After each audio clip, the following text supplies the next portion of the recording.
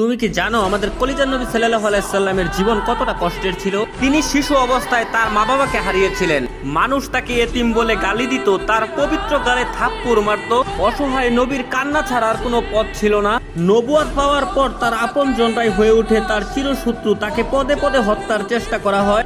মানুষ তার শরীরে ময়লা আবর্জনা ছুঁড়ে মারত, তার রাস্তায় কাটা বিছিয়ে রাখতো। মানুষ তার শরীরে পাথর মারত।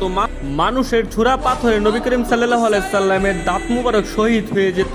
নিকৃষ্ট পাষাণরা নবীর পবিত্র মুখে থুথু পর্যন্ত ছিটিয়ে দিয়েছিল।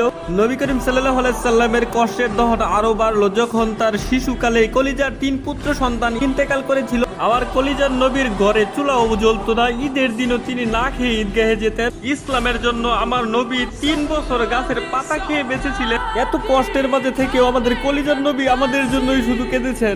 আমার এই অসহায় নবীকে যদি ভালোবাসো তাহলে কমেন্টে লেখো আই লাভ মুহাম্মদ এবং